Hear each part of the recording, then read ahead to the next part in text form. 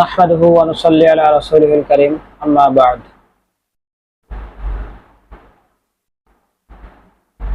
এখন আমি আপনাদের সামনে আলোচনা করব সমাজতন্ত্র, পুঁজিবাদ এবং ইসলামী অর্থনীতির কিছু মৌলিক বিষয় সম্পর্কে এবং উভয়ের মাঝে মুকারনা তথা কোনটা বেশি গ্রহণযোগ্য এবং কোনটা যুক্তিসঙ্গত সেই বিষয়ে আমি আপনাদের সামনে কিঞ্চিত আলোচনা করব ইনশাআল্লাহ। প্রথমে আসি পুঁজিবাদের দিকে। পুঁজিবাদ হলো একটি অর্থনৈতিক মতবাদ, যে মতবাদের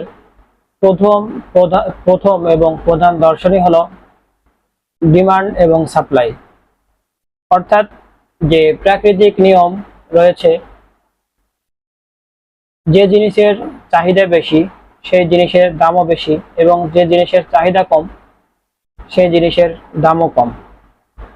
তারা এই যে রুল, প্রাকৃতিক যে নিয়ম রয়েছে সেই নিয়মের উপর ভিত্তি করেই অর্থনৈতিক যে চাহিদাগুলো রয়েছে, যে বিষয়গুলো রয়েছে, এই অর্থনৈতিক বিষয়গুলোকে এই রুলের মাধ্যমেই তারা নিষ্পত্তি করার চেষ্টা করে। তারা বলে থাকে যে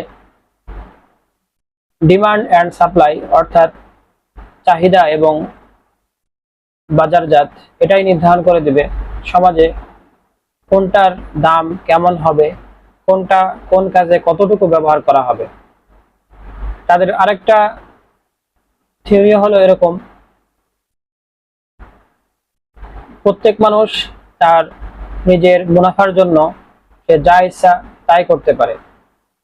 এজন্য সে নিজে নিজে বুঝবে যে তার কোন কাজ করলে তার বেশি মুনাফা হয়, তখন সে বাজারে সেই পণ্য নিয়ে আসবে যে পণ্যের মাধ্যমে সে অধিক মুনাফা অর্জন করতে পারে। সেখানে হালাল হারাম কোনো তোয়াক্কা করা হবে না। এজন্য দেখা যায় যে তাদের যে থিওরি, যে মানুষ স্বাধীনভাবে তার মুনাফা অর্জনের জন্য যা ইচ্ছা তাই করতে পারবে, সমাজের অশ্লীলতা, সুদ, জুয়া, বাজি এগুলো ব্যাপকভাবে বৃদ্ধি পায়। কারণ একজন মানুষ সে মাদক বিক্রি করলে অন্যান্য জিনিসের চাইতে অধিক বেশি লাভবান হবে। অনুরূপভাবে যদি কোনো নারী সে মডেল হতে পারে, তাহলে সে মানুষের সামনে তার দেহ প্রদর্শনের মাধ্যমে অনেক বেশি টাকা উপার্জন করতে পারবে, তার বিনা পুঁজিতে অনেক বেশি লাভ করতে পারবে। এভাবে সমাজ বিশৃঙ্খলার দিকে চলে যাবে এবং নৈতিকতা বলতে আর কিছুই থাকবে না।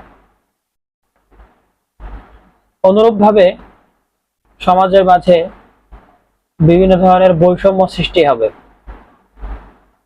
যখন সমাজে শ্রমিকের চাহিদা অনেক বেশি থাকবে কিন্তু শ্রমিক কম, তখন শ্রমিকের পারিশ্রমিক বেড়ে যাবে। অপরদিকে যদি এরকম হয় শ্রমিক অনেক বেশি কিন্তু চাহিদা কম, তাহলে শ্রমিকের দাম তথা পারিশ্রমিক অনেক কমে যাবে। এর ফলে এমন হবে যে সমাজের মধ্যে দারিদ্রতা অনেক বেশি বেড়ে যাবে, ধনীরা অনেক বেশি ধনী হতে থাকবে আর গরিবরা আস্তে আস্তে গরিবই হতে থাকবে।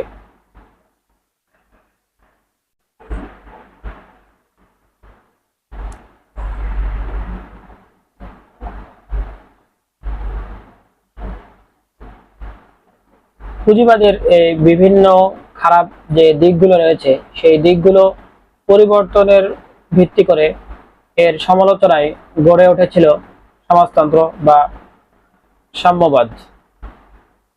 সমাজতন্ত্র এসে তারা বলল যে পুঁজিবাদ ধনী গরিবের মধ্যে বৈষম্য সৃষ্টি করে। কিভাবে বৈষম্য সৃষ্টি করে, যেটা একটু আগে বললাম, যে যখন সমাজের মধ্যে শ্রমিকের সংখ্যা বেড়ে যাবে আর তাদের চাহিদা কম হবে, তখন এমনিতেই শ্রমিকদের পারিশ্রমিক কম হয়ে যাবে।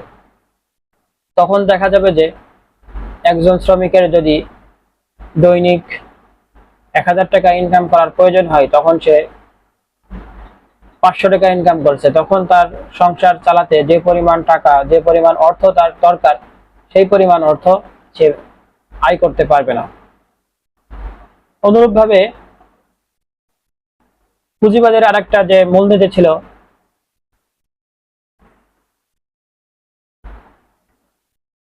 প্রত্যেক মানুষ স্বাধীনভাবে সে তার মুনাফা লাভের জন্য যা ইচ্ছা তাই করতে পারবে। সমাজতন্ত্রের লোকেরা বলে থাকে এটাও একটা ভেজাল মতাদর্শ বা ভেজাল থিওরি। এর মাধ্যমে অর্থনৈতিক বরং আরো অর্থনৈতিক মন্দার শিকার হতে হবে। কারণ দেখা গেল যদি এমন হয় যে মানুষ কিভাবে অধিক মুনাফা লাভ করতে হয়, এই অধিক মুনাফা লাভের জন্য অনেক মানুষ একই পণ্য বাজারে নিয়ে আসলো, তখন দেখা যাবে যে ওই পণ্যের দাম অনেক বেশি কমে যাবে। তখন যারা ওই পণ্য উৎপাদন করেছে সেই উৎপাদিত পণ্যের যে খরচ হয়েছে সেই খরচটাও তাদের উঠে আসবে না, বরং সেই খরচ তাদের কমে যাবে এবং তারা অর্থনৈতিকভাবে মন্দার শিকার হয়ে যাবে। এভাবে তারা পুঁজিবাদের ডিপেন্ড করে তারা নিজেরা একটা মতবাদ তৈরি করলো। তারা এসে থিওরি দিল যে যে আমরা মানুষের যে চাহিদা রয়েছে সেটা ডিমান্ড এবং সাপ্লাইয়ের হাতে ছেড়ে দিব না, বরং এর জন্য আমরা পরিকল্পনা গ্রহণ করব। আর মানুষের মানে ব্যক্তি মালিকানা থেকে এটা রাষ্ট্রীয় মালিকানার মধ্যে নিয়ে চলে আসতে হবে। আর তৃতীয়ত হলো সামষ্টিক স্বার্থ দেখতে হবে, ব্যক্তি স্বার্থ এখানে মূল উদ্দেশ্য থাকবে না। তারা অর্থনৈতিক যে বিষয়গুলো রয়েছে সেগুলোকে এইভাবে সমাধান করার চেষ্টা করলো। সরকারের অধীনে সমস্ত কলকারখানা, জমি, শ্রমিক সবগুলো থাকবে। সরকার কয়েকজনের সাথে পরিকল্পনা করে নির্বাচন করবে যে এবছর কি পণ্য কতটুকু উৎপাদন করতে হবে, কতটুকু ধান উৎপাদন করতে হবে, কতটুকু গম উৎপাদন করতে হবে, কতটুকু শিল্প সামগ্রী উৎপাদন করতে হবে। এই পরামর্শের ভিত্তিতে যা উঠে আসবে ততটুকুই তারা উৎপাদন করবে, এর বাইরে তারা উৎপাদন করবে না। এভাবে সমাজের মাঝে যতটুকু পণ্য দরকার ততটুকু পণ্য বাজারে আসবে, এর চাইতে বেশি পণ্য বাজারে আসবে না।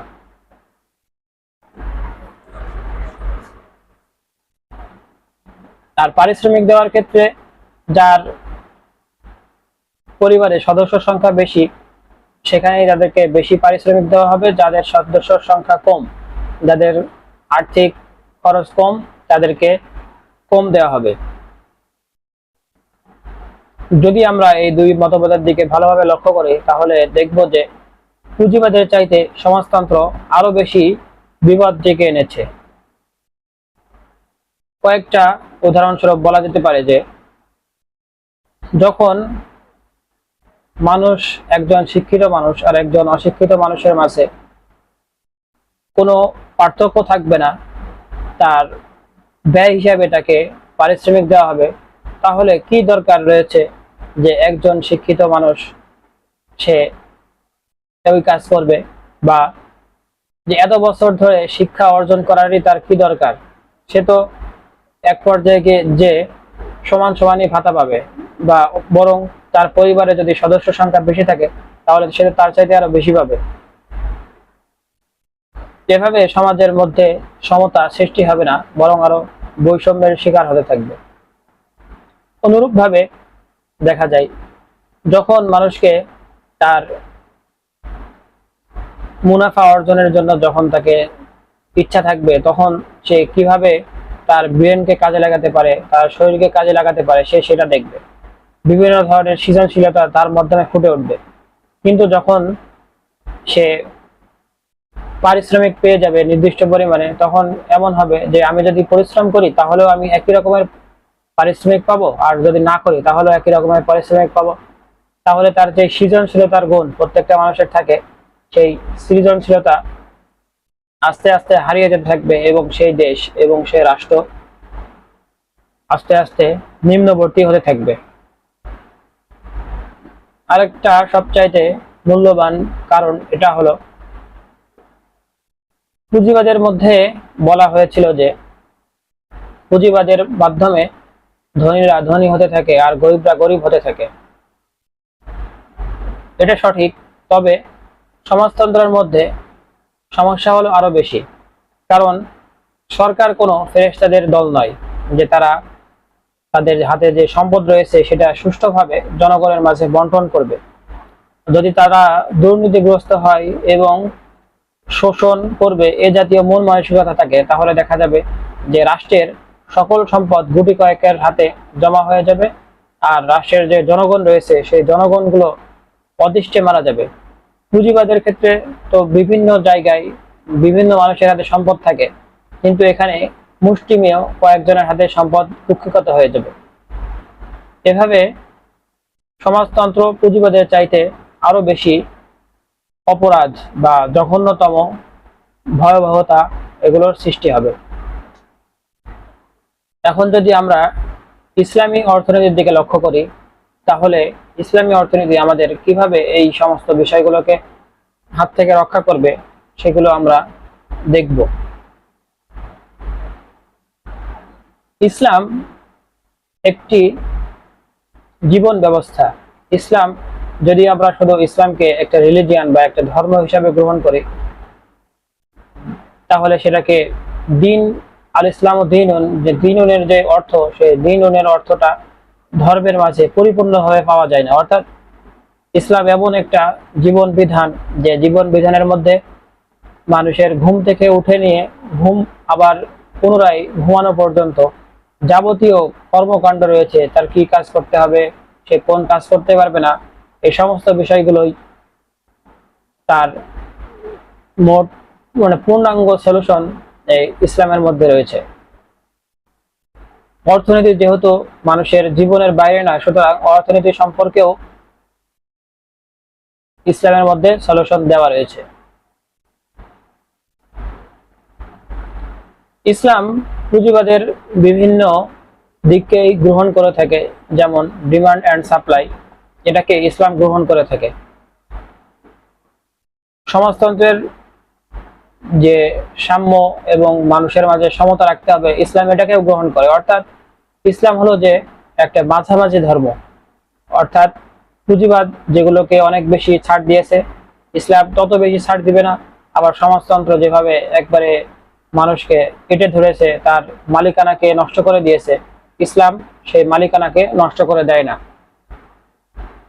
মোট কথা এভাবে বলতে পারি যে ইসলাম পুঁজিবাদের যে ডিমান্ড অ্যান্ড সাপ্লাই চাহিদা সেটাকে গ্রহণ করেছে। পুঁজিবাদ ব্যক্তি মালিকানাকে গ্রহণ করে, ইসলামও সেটাকে গ্রহণ করেছে। সমাজতন্ত্র যে সাম্যবাদ এবং মানুষের মাঝে সমতা থাকতে হবে সেটাকেও গ্রহণ করেছে। তবে ইসলাম গ্রহণ করেছে ইসলামের কায়দায়। ইসলাম মানুষকে ব্যবসা বাণিজ্য করতে নিষেধ করে না, বরং সে ব্যবসা বাণিজ্য করবে এবং সে মুনাফা অর্জন করবে। তবে সে মুনাফা, যে উদ্যোক্তা হয়েছে, সে একটা কোম্পানির মালিক হয়েছে, এজন্য যত পারিশ্রমিক হবে, যত উৎপাদিত পণ্য বিক্রি করে যে আয় হবে, সে আয় সে একাই ভোগ করবে এরকম না, বরং তাকে বিভিন্ন দিক নির্দেশনা দেওয়া হয়েছে। জাকাতের মতো বিধান দেওয়া হয়েছে, সদকার মতো বিধান দেওয়া হয়েছে, সে সদকা দিবে, জাকাত দিবে। এভাবে সম্পদ তার নিজের হাতেও আসবে, আবার জাকাত দেওয়ার মাধ্যমে, সদকা দেওয়ার মাধ্যমে অন্যান্য ধনী মানুষের হাত থেকে গরিবদের মাঝেও সেই সম্পদটা চলে যাবে। অনুরূপভাবে আল্লাহ তাআলা একজন কৃষকের সম্পদের মধ্যেও একজন গরিবের হক সাব্যস্ত করে দিয়েছেন। আল্লাহ তাআলা কোরআনের মধ্যে বলেছেন, অফি আমওয়ালিহিম হাক্কুম মালুম, যে তাদের সম্পদের মধ্যে নির্দিষ্ট একটা হক রয়েছে। এই হক কাদের? এই হক হলো যারা গরিব, যাদের জমি নেই, যারা ক্ষেত খামার করতে পারে না, তাদের জন্য ফসলের একটা অংশ এই সমস্ত গরিবদের হক, তাদেরকে দিতে হবে।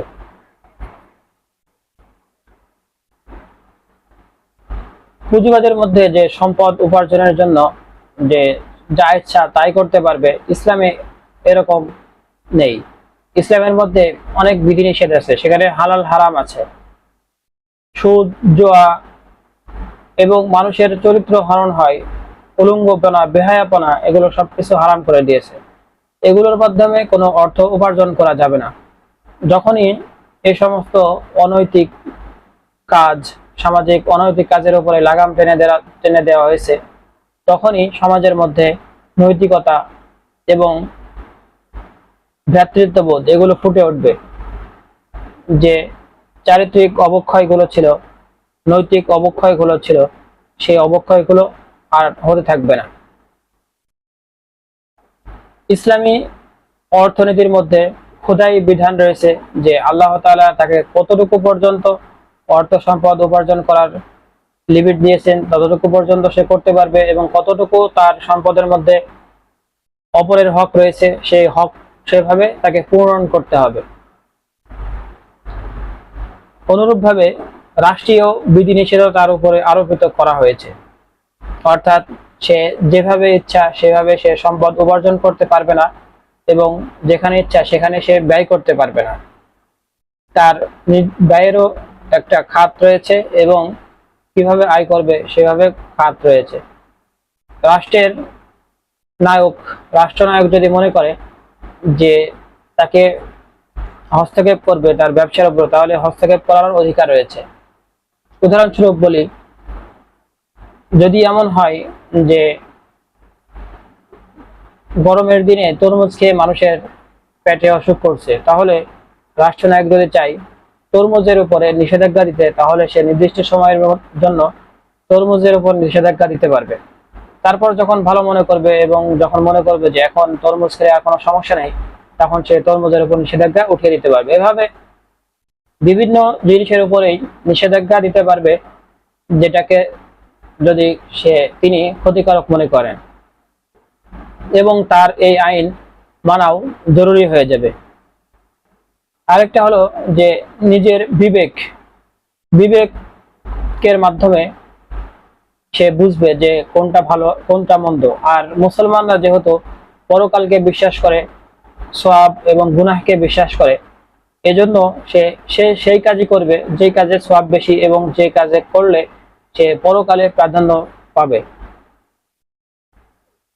যেমন একজন মানুষের কাছে অনেক টাকা রয়েছে এবং তার একটা বিশাল জমিও রয়েছে, ভূমিও রয়েছে।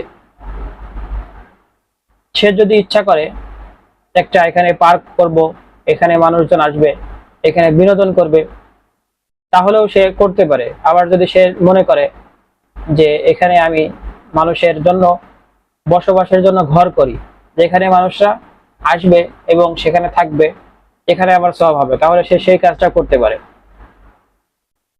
একজন মুসলিম ছাড়া যখন একজন বিধর্মী যখন এই জিনিসটা ভাববে, অধিকাংশ বিধর্মী যেহেতু পরকালকে বিশ্বাস করে না, বা নাস্তিকরা পরকালকে বিশ্বাস করে না, তারা চাইবে যে একটা পার্ক করে, তাহলে এখানে আমার মুনাফা বেশি হবে এবং আমি আর্থিকভাবে বেশি লাভবান হতে পারবো।